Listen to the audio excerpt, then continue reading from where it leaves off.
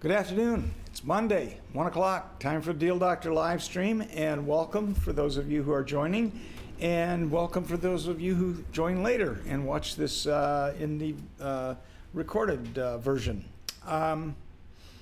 Lately, we've been getting a lot of calls. Eric and I and the broker support team have all been getting calls about what happens when the appraisal hasn't taken place or has been performed, but it hasn't been delivered to the mortgage company, and so on. And the deadline for the offer on the purchase agreement is coming up fast, and it is becoming clear that the mortgage is not going to get approved by the end date of the contract. What happens? Well, that's a really good question. And it's an understandable question from agents who are calling us.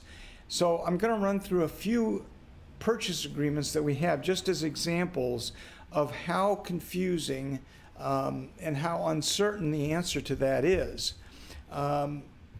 Ultimately, it depends on the two parties. What do they want to do? Do both parties want the transaction to continue? Do they want to continue to move forward? What are the seller's options? And what does the seller think their options are, but they might not be right? What are the buyer's options? So we're going to walk through some of that today. And again, if you have questions, please post them on the thread here, and Dom will give me a heads up to let me know that it's there, and I can look at it and hopefully respond to you within this Deal Doctor time frame. So I want to make sure I have that document up and loaded so that we can use it if necessary. So let's talk about the West Michigan. Well, before I say that, let me say this. In most cases, an overwhelming number of cases, I would suggest that you negotiate, that whether you're working for the buyer or the seller, that you do your best to negotiate and keep the parties' heads in the deal. It's really hard to go back and start over, to put a house back on the market, or even to take a backup offer if you have to go through the whole mortgage process again, and so on. Stay focused. Avoid getting sucked into the drama of finger pointing and the whole blame game. Just stay focused on getting the deal closed if that's what both parties want. But let's talk about the actual purchase agreements, because there are some misconceptions about what the purchase agreements permit on the part of both buyers and sellers. For example, the West Michigan Regional Purchase Agreement, which is the one that we probably use more than any other, says in paragraph 21, if agreeable to buyer and seller, the sale will be closed as soon as documents are ready, but not later than some date. Please note that it does not require the buyer and seller to move the date up if the closing documents are prepared. An additional period of 15 days will be allowed for closing to accommodate the correction of title defects and survey problems which cannot readily be corrected, or delays in obtaining any lender required inspections or repairs or verifications of that, re-inspections by the appraiser, for example. During this additional period, the closing will be held 5 days after all parties have been notified, and so on. But let me back up just a minute. That 15-day period is not automatic. The West Michigan Regional Purchase Agreement is not a time is of the essence contract. As I just read that to you, there is no language in there that says, if you don't meet this date, the deal's dead. There is no consequence stipulated in the contract, which makes it gray. It's a gray area.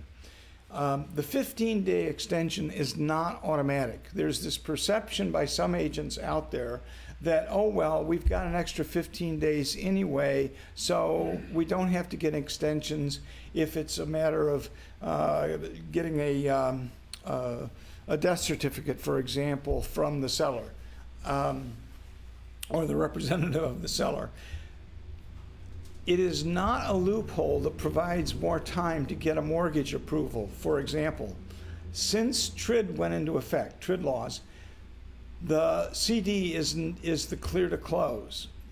Lenders rarely nowadays, if ever, give a clear to close before all the title defects have been resolved and all lender required repairs have been completed and passed reinspection. So unless you have that CD, you don't have a clear to close nowadays. So that 15-day extension is very rarely effective.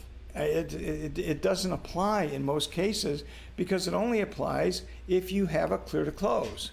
So be very cautious that you have this extra 15 days because in most cases you don't.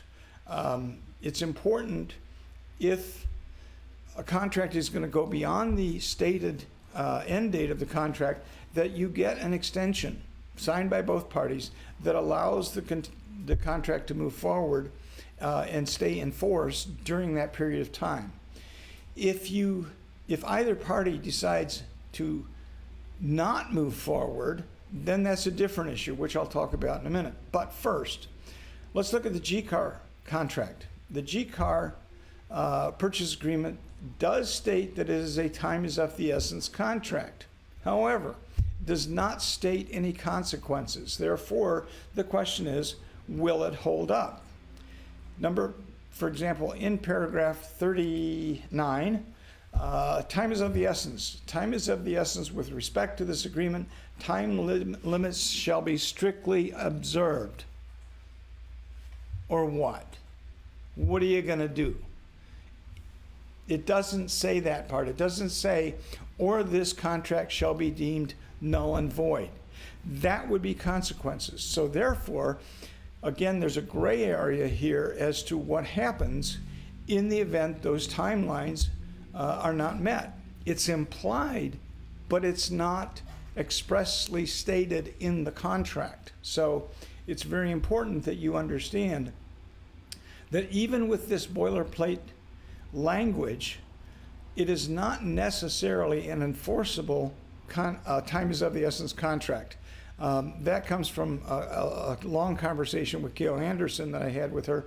And if you're going to create a time is of the essence contract, then you need to include it in writing, like handwriting or typing it into text, a text box on dot loop, into the contract itself, which states that this is a time is of the essence contract. Any deadlines missed shall deem this contract null and void. It's very clear. So that will help you have an enforceable contract. Not 100%, however. And again, I'm going to get back to that in a minute. The CMAR contract is equally unclear, equally unenforceable in my view. In paragraph 10, it says a closing date shall be on or before some date. Any extension shall be by written mutual agreement. Okay, or what? So what? If you don't meet the deadlines, what happens per the contract? Well, it's not stated. That creates a problem. So if you're going to create a time is of the essence contract for the CMAR contract, I recommend the same thing as I would with the GCAR contract or the West Michigan Regional Purchase Agreement. Give me just a minute.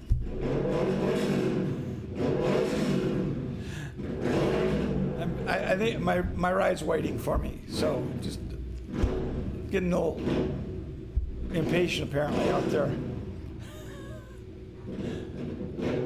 Okay.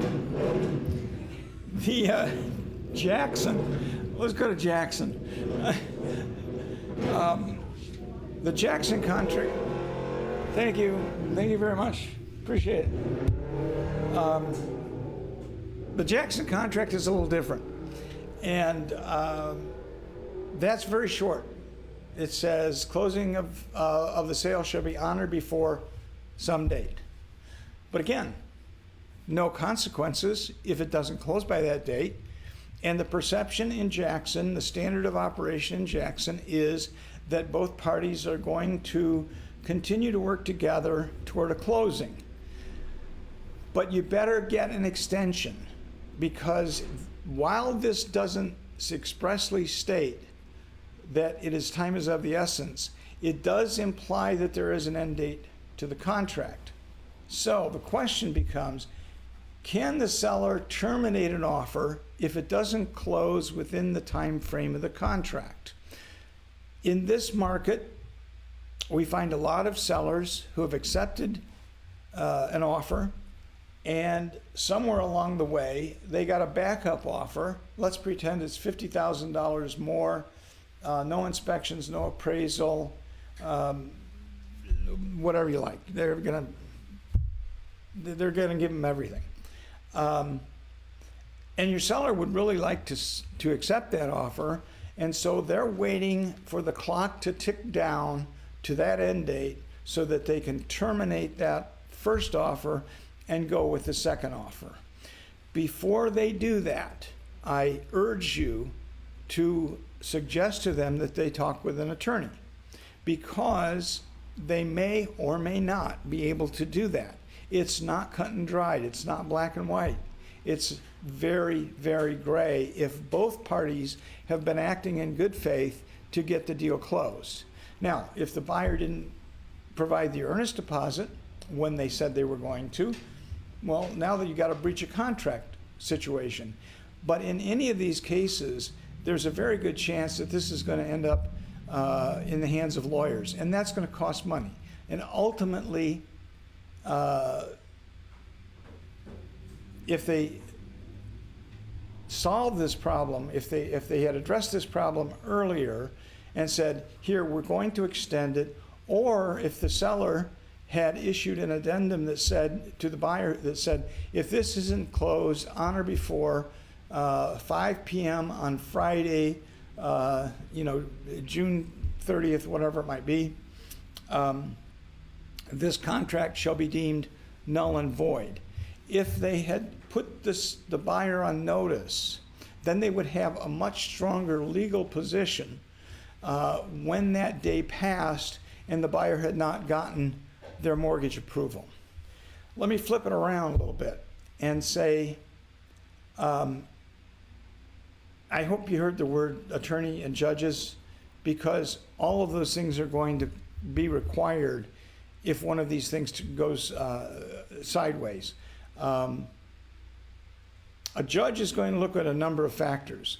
Whether or not the buyer's actions were in good faith regarding getting a mortgage. Did they do everything on time? Did they jump through all of the hoops that a mortgage company puts you through in a timely manner? If they did in fact do that, then the likelihood is that a judge is going to say, no, they're doing their best, we're going to give them additional time. Has either party acted in bad faith? Did the seller, knowing that they had a backup offer, refuse to allow inspections or delay access to the property for inspections? Did the seller wait till the last minute to get a payoff letter? Then that's a real, that's an issue, because one of the parties acted in bad faith and did not move forward toward the stated end date because they had a backup offer and they wanted to get out of the deal.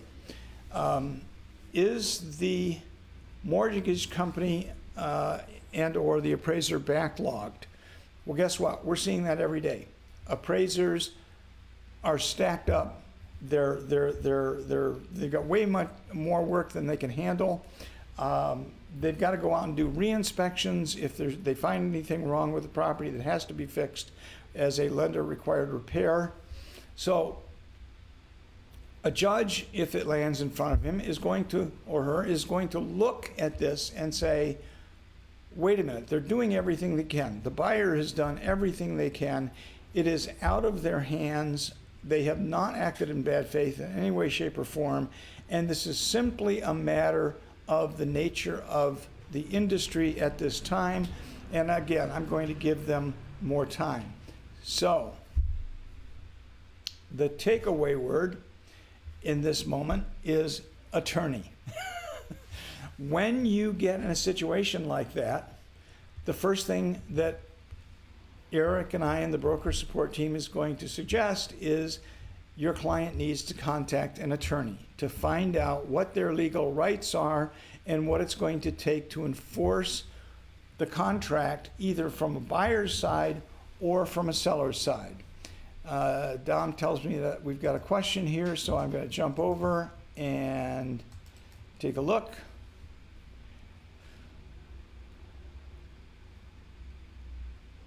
When does a buyer or seller have an option to get out without repercussions? That's a good question, Lori, and thanks for asking it, because that's exactly the problem. I can't tell you the answer to that. There are some very clear deadlines. For example, in the West Michigan Regional Purchase Agreement, there is a very specific deadline regarding paragraph 15 inspections. It gives the buyer 10 days to do inspections, and within that 10 days, they have the right to terminate the contract or make a proposal to the seller for some sort of concessions or repairs. If they choose the second option to make a proposal to the seller for repairs, it is very clear that the seller has the right to terminate the contract. However, if you look at the GCAR contract, it's not quite the same. And if you look at the TAR contract, it is also different. The TAR contract actually terminates the contract at that moment that the buyer makes a proposal, but gives the loophole that if they rescind that proposal, if the seller doesn't accept it, they rescind that proposal prior to the end date of the inspection period, then they have not killed the contract. They have not terminated the contract. So the inspection clauses are pretty clear as to whether, when a buyer may get out of the contract without repercussions. That doesn't mean that because they've exercised their opportunity to terminate the contract within the 10 days in the inspection period in the West Michigan Regional Purchase Agreement, that we can simply release their money to them, to their EMD to them. We have to go through the EMD process because EMDs are regulated by escrow law, the occupational code in the state of Michigan, not by contract law. So it's important that we explain these things to our clients, that when we take a $2,000 check for an earnest money deposit, that we explain to them, understand that if something goes wrong with the contract, the inspections don't pass or whatever, we're going to have to go through the process of getting your EMD back with a mutual release and a termination of the contract. So it's a very difficult question to answer, Lori, when it says, when does a buyer or seller have an option to get out without repercussions? It depends on the position of each party and what the language is for the specific reason that they are getting out of the contract. I hope that helps, but do a follow-up question here if that doesn't explain it. Okay, moving on. Can a buyer terminate the contract when it regards a deadline? And the answer is the buyer is going to have more, I'll call it flexibility, if they've done everything they were supposed to do, everything, they delivered the earnest money on time, they did the inspections right away, they responded, they accepted the inspections, whatever it is, and the deadline comes and they don't have mortgage approval and a clear to close, the buyer has the right to terminate the contract. It didn't happen in time. It was subject to them getting approval by a certain date. Now again, nothing is black and white here, because a seller could contest that and say, well, wait a minute, no, they were just this far away. They were just 1 or 2 days away from getting approval, and they could take that action to court. The likelihood is that the buyer would still win out in that situation, but it doesn't mean it would be easy. It doesn't mean it would be that the buyer wouldn't have to hire an attorney. So my suggestion is that whenever you get in a situation where an end date of a contract, a purchase agreement, is not going to be met, always, always, always get an extension in writing or a termination in writing. We find a lot of agents will do what I call kicking the can down the road. They will let the end date of the contract pass, either because they think that there's a 15-day automatic extension, which doesn't apply, or they're putting their faith that this is all going to come together, and well, let's not, rattle everyone with an extension to the contract. The danger in doing that, kicking the can down the road, is that one of the parties could change their mind, talk to their attorney, and terminate the contract. And the other party would be left to either without a sale or purchase, or they would have to go to court and fight it. So always, always get an extension. Don't wait till the last minute to get an extension when it starts to come down to the wire and it appears that you're not going to be able to make the deadline of the contract.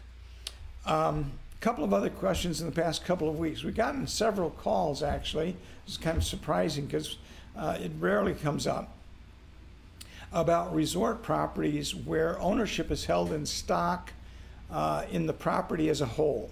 The residence residences, the actual structures, could be anything from tents to RVs to stick-built homes, and they are built on leases for the parcel that they have located on.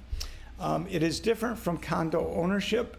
They do not actually own the structure that they are living in. They own it, but it is on leased land to the co-op as a whole.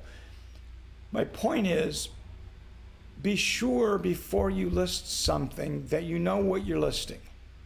Don't wait until after you've found yourself in a problem that you don't know how to fix, about whether this is a condo or a co-op, or if it's a manufactured home sitting in a park, which requires a manufactured home retailer license, for example. So just be cautious, dig into it before you go out and list something, to know exactly what you're listing and what it's going to take to get that closed. Some title companies won't touch these resort properties that are ownership is transferred via stock, because the chain of title is very, very difficult, if not impossible, to follow and to verify. So in those situations where you have someone trying to sell a property where they have stock as their ownership verification, get an attorney involved. An attorney should be the one running point on this. So, any follow-up questions? Okay. That's all I have for today. Enjoy the warm weather. Try to stay cool. And I will see you next week.